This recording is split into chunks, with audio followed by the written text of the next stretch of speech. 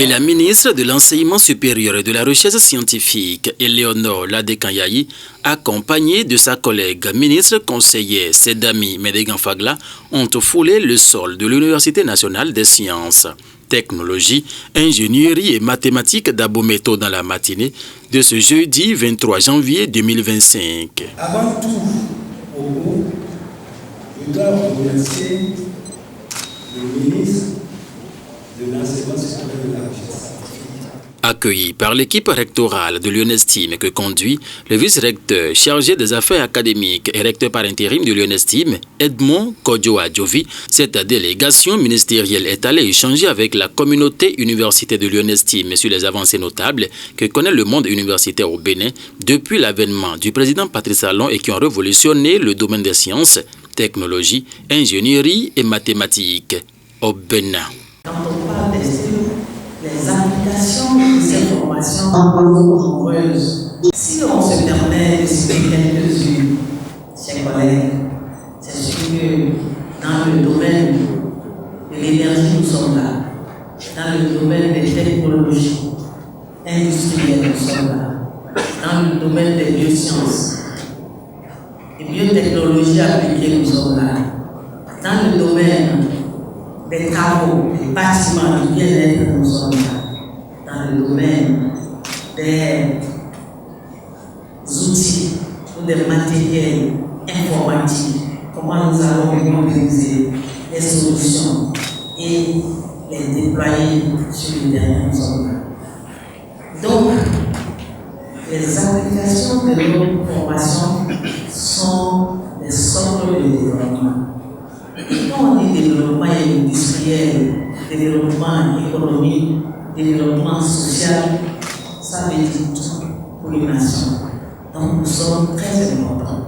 Et c'est ce qui a amené le gouvernement, de son Excellence le Président Patrice Talon, à revisiter comment nous étions, pour s'assurer de ce que, une fois restructurés, et que les regards sont assez concentrés sur les différents espaces, nous pourrons mobiliser les ressources et espérer que les résultats sont bons. Ce qui a justifié la restructuration de la carte universitaire, et ainsi nous avons pu assister à l'apparition de 2 universités thématiques.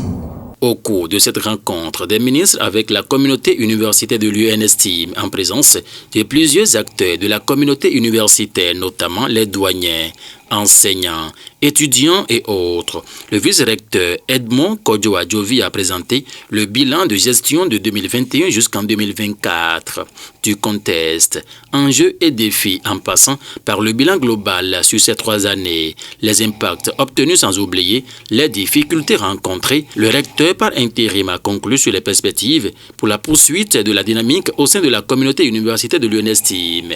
Une présentation qui a laissé place à plusieurs autres interventions, dont celle du président du conseil d'administration. La dernière session du conseil d'administration de 2025, où nous avons dit clairement qu'il faut à l'équipe électorale d'aller revoir sa copie entièrement. La session qui avait été programmée pour 2025 était une semaine. Ça faisait vraiment cela 1 semaine de janvier. Mais nous avons suivi l'équipe électorale dans la résolution de nos observations. L'auteur de l'équipe électorale a été félicité. Le dispositif mis en place est conséquent et nous avons la structure pour cette année en taux de consommation face à la.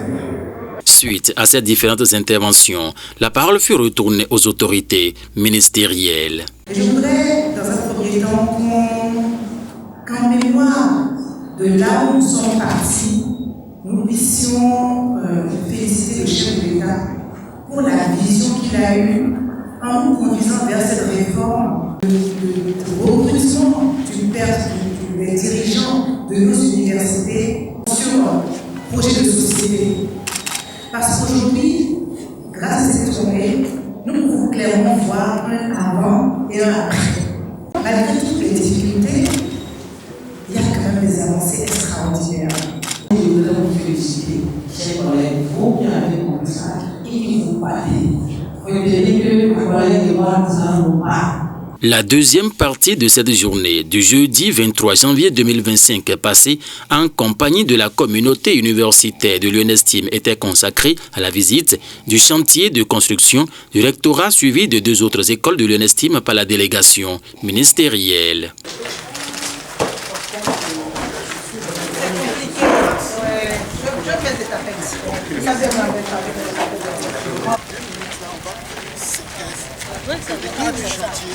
Pour ce bâtiment, on évolue un peu plus loin, il y a le bloc résidence.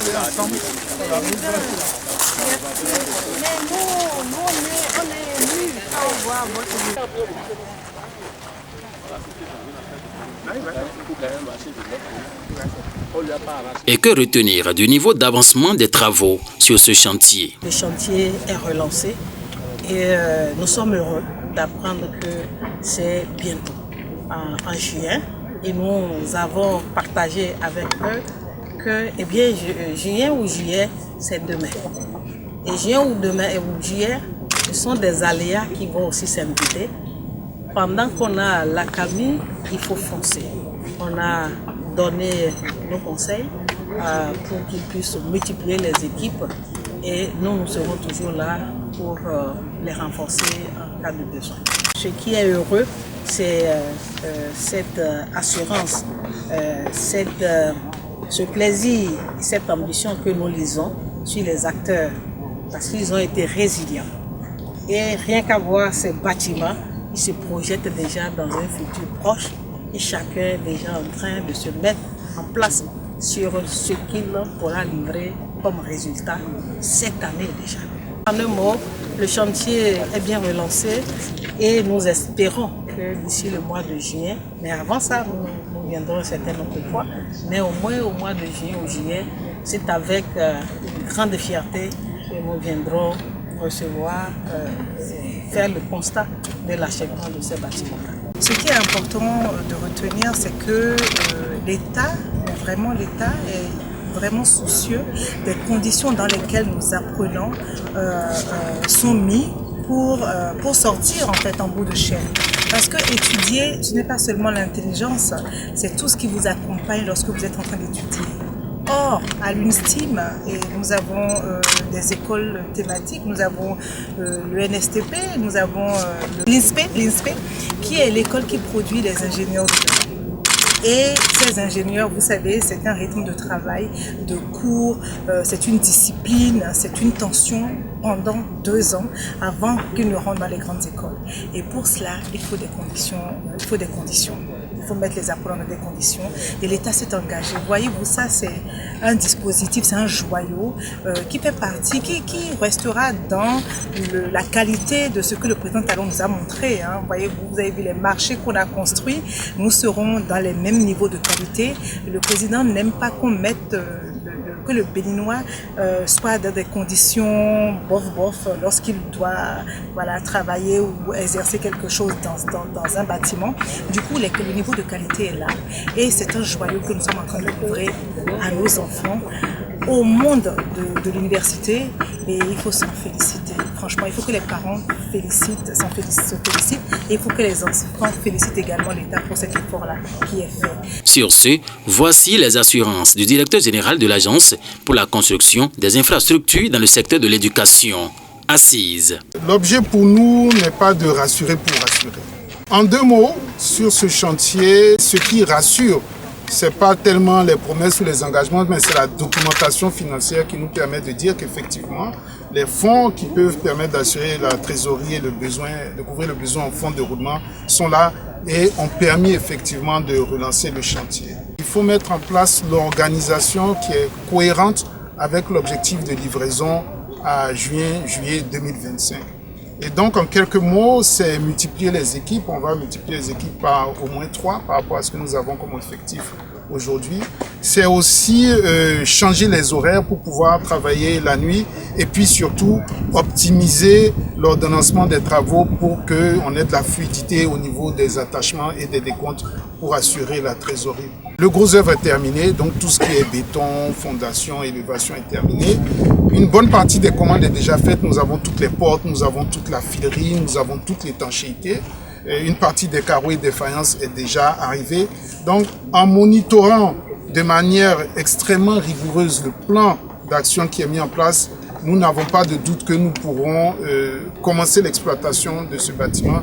Quand je dis commencer l'exploitation de manière terre à terre, c'est pouvoir remettre à la communauté des étudiants et des professeurs de bâtiment, au moins en ce qui concerne le rectorat, en ce qui concerne l'INSPI, en ce qui concerne les résidences, pour pouvoir que l'année scolaire débute ici, même si on n'aura pas forcément fini tous les travaux en termes de voirie et de réseaux divers. En ce qui concerne les différentes préoccupations et doléances émises lors des débats qui ont précédé la présentation du bilan des œuvres de 2021 à 2024, Éléonore Ladekanyayi et Sedami Medegan-Fagla ont salué l'effort de l'équipe rectorale que conduit Edmond Kodjo-Adjovi avant d'apporter les éléments de réponse appropriés. Retenons que cette journée du jeudi 23 janvier 2025 a été marathonienne pour les ministres Éléonore Yayi et Sedami Medegan-Fagla, et c'est pas un conclave avec l'équipe rectorale de l'Université nationale des sciences, technologie, ingénierie et mathématiques d'Abomey que les ministres Éléonore Ladekanyayi et Sedami Medegan-Fagla ont mis fin à leur séance de travail sur une note de très grande satisfaction pour Edmond Kodjo-Adjovi et toute l'équipe